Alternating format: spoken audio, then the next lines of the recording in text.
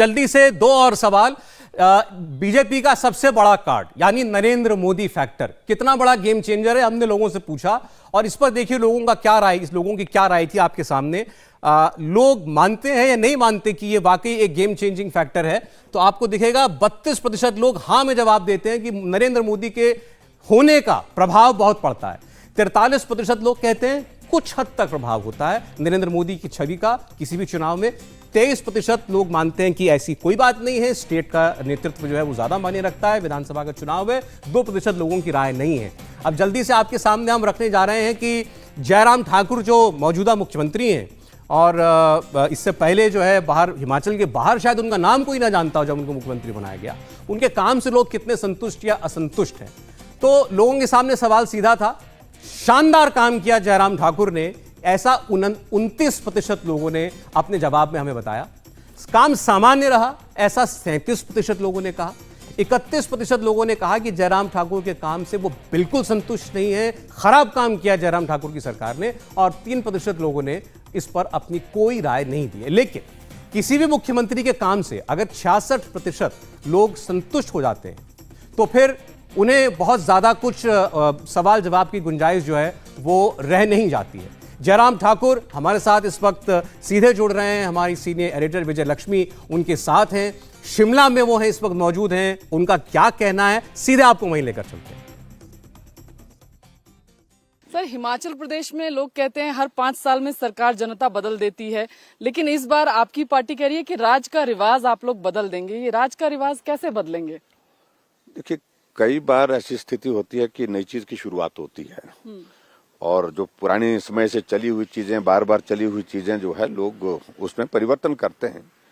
और ये परिवर्तन हमको पूरे देश भर में देखने को मिला है। जिन राज्यों में अभी चुनाव हुए हैं, बहुत सारे राज्य ऐसे थे कि जहां भारतीय जनता पार्टी की सरकार नहीं बनती थी, वहां सरकार बन गई आदरणीय मोदी जी के मार्गदर्शन में, उनके नेतृत्व में। और ऐसे में आप देख रहे हैं कि बहुत सारे राज्य ऐसे थे कि 5 वर्ष के बाद सरकार बदल जाती थी। उत्तराखंड हमारे सामने है, जब से बना उत्तराखंड तब से सरकार 5 वर्ष के बाद बदल जाती थी। लगभग 37 वर्षों से उत्तर प्रदेश में भी यही होता था। लेकिन अब परिवर्तन हुआ है परिस्थितियों में और वहां सरकार भारतीय जनता पार्टी की थी, फिर भारतीय जनता पार्टी की सरकार बनी, तो इसलिए हम कह रहे हैं कि पूरे देश में रिवाज बदल गया है। लेकिन यूपी की जो महासचिव हैं कांग्रेस पार्टी की प्रियंका गांधी वाड्रा, वो भी रैली कर रही हैं और जनता से कह रही हैं कि रिवाज को जारी रखिए, क्योंकि काम जो है आपकी सरकार ने किया नहीं है, बहुत सारे फ्रंट्स पर फेल रही है। ओल्ड पेंशन स्कीम की बात वो कर रही हैं, तमाम चीजों की बात कर रही हैं। सरकार पूर्ण रूप से सफल रही है, एक बात। दूसरी बात, उनको बहुत चीजों की जानकारी नहीं है। और मंडी की रैली में अभी आई थी तो उन्होंने वीरभद्र सिंह की सरकार को भी उचित समझा बदलना। उनने ये कहा कि रिवाज के मुताबिक जो है वीरभद्र सिंह की सरकार भी बदल गई।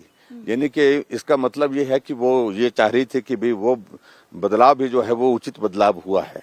सर, महंगाई और बेरोजगारी की बात विपक्ष कर रहा है और जनता से भी करें तो महंगाई एक मुद्दा है, वो क्या आपको लगता है एक बड़ा चैलेंज होगा? देखिए, कौन सा चुनाव पूरे इस देश में या प्रदेश में महंगाई और बेरोजगारी के मुद्दे के बिना हुआ है?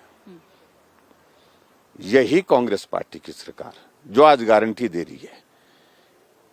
पिछले चुनाव में उन्होंने कहा था हम बेरोजगारी भत्ता देंगे, और उससे पहले कहा था कि हम बेरोजगारी जो है वो समाप्त करेंगे, और उससे पहले कहा था कि हम महंगाई को रोकेंगे। लेकिन रुकी क्या उनकी सरकार के दौरान? कांग्रेस पर किसी का ना तो विश्वास है और ना ही कांग्रेस से देश प्रदेश को तरक्की की उम्मीद है। जब रिवाज बदलने की बात कह रहे हैं, हम आज नहीं कह रहे हैं। रिवाज बदलने की बात हम उस दिन से कह रहे हैं जब हिमाचल प्रदेश में हमारी सरकार का पहला दिन था। और रिवाज बदलने की बात उस दिन ये कही हमने कि हिमाचल में एक कल्चर बन चुका था कि बदले की भावना के साथ राजनीति करना, पूर्व सरकार के कार्यक्रमों को रद्द करना, योजनाओं को रद्द करना, मामले दर्ज करना। तो हमने कहा हम नहीं करेंगे। ये देवभूमि हिमाचल प्रदेश है, यहाँ इस तरह की जरूरत नहीं है और इस संस्कृति को हमको रोकना चाहिए। बदले की भावना से, राजनीतिक प्रतिशोध की भावना से काम करने का हमने रोका।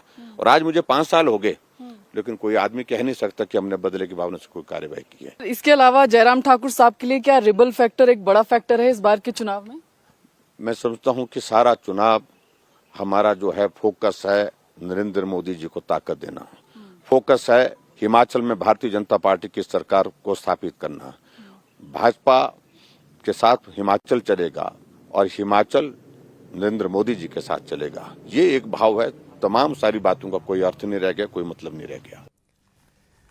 किसी भी चुनाव में कोई भी सिटिंग सीएम होता है अपनी जीत की बात वो जरूर करता है, तो इस मायने में कोई अनोखी बात नहीं कही थी जयराम ठाकुर ने। लेकिन अनुमा जी जो बार बार उदाहरण वो दे रहे हैं और जिसकी चर्चा हो रही है वो उत्तराखंड का हो रही है कि उत्तराखंड में भी यही परिपाटी लोग मानते थे, जब से राज्य बना तब से कभी कोई सरकार रिपीट नहीं हुई। वो कह रहे हैं कि एक हमारे पहाड़ी राज्य ने करके दिखाया, अब हिमाचल भी करके दिखाएगा, सरकार रिपीट होगी बीजेपी की।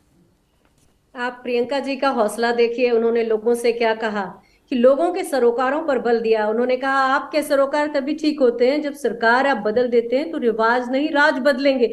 लेकिन दूसरी चीज जो मैं आपको बता दूं, आपने अपने प्रोग्राम में जयराम रमेश जी का एक इंटरव्यू दिखा दिया। जयराम ठाकुर जी का एक इंटरव्यू दिखाया। जयराम ठाकुर जी एक नो नॉनसेंस नहीं, नॉन परफॉर्मिंग चीफ मिनिस्टर रहे हैं। क्योंकि आपको बता दूं, मंडी में जब प्रधानमंत्री की रैली हुई थी तो जयराम ठाकुर जी का सारे पोस्टर से चेहरा गायब करके मोदी जी का ही लगा दिया था, कहीं दूर दूर तक नहीं था। और 370 पर यहाँ चुनाव लड़ा जा रहा है। आप उम्मीद करते हैं कि किसी राज्य में जहां चुनाव हो वहां परफॉर्मेंस के बजाय 370 पर मोदी जी के चेहरे पर चुनाव लड़ा जाए? यहाँ पे हुआ क्या है, यहाँ एक पुलिस भर्ती हुई थी पिछले साल, उसमें पेपर लीक हुआ, कई लाख की रिश्वत लेके लिया और बाद में उसे रद्द किया, बोला जांच कराएंगे। इन्हीं मुख्यमंत्री जी ने आज तक हिमाचल की जनता को, युवा को पता नहीं है उसका क्या हुआ। उसके पहले पीपी घोटाला हुआ तो इनके जो राजीव बिंदल साहब हैं उनको इस्तीफा देना पड़ा। सैनिटाइजर घोटाला हुआ, ये बिलासपुर में जो पीपी घोटाला हुआ था इसमें रेनकोट दे दिए थे पीपी के नाम पर।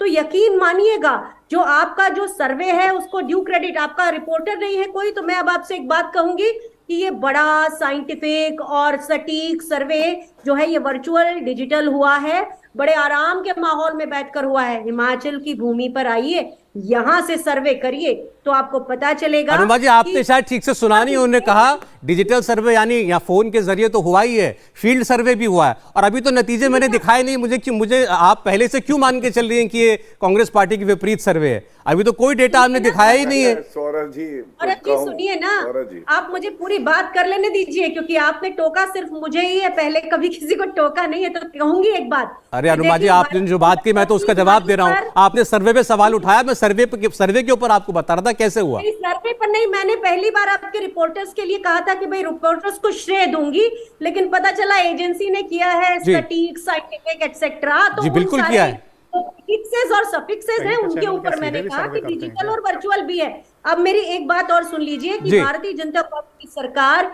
नारी सुरक्षा के नाम पर आई थी, लेकिन 15 बलात्कार के केस हुए। अब मुझे ब्रेक के लिए रुकना। अनुमा जी आपने हमारे सर्वे के लिए तो बड़ी आसानी से सवाल उठा दिए, बड़ा तंज कस के, बड़ा साइंटिफिक है, बड़ा सटीक है, आपको इस पर एतराज है। मेरे एक सेकंड में ब्रेक लेना गौरव जी, एक मिनट। लेकिन सुनिए अनुमा जी एक मिनट, अब फेयर बात करते हैं।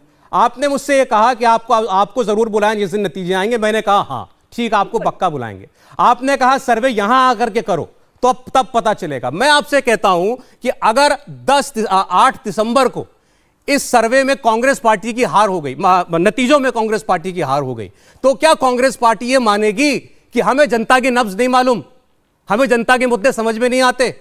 तो क्या आप मानेंगे इस बात को? और अगर इसका उलट हो जाए तो मैं कहूंगा मेरा सर्वे गलत है, मैं कहूंगा हमारा सर्वे खराब हुआ, तो हम भी कह देंगे यही कि हमारी बात गलत होगी। चलिए ठीक, आप समझ लीजिए। इंडिया टीवी हर वक्त हर जगह डाउनलोड करने के लिए सर्च करें India TV news Google play store या ऐप स्टोर पर।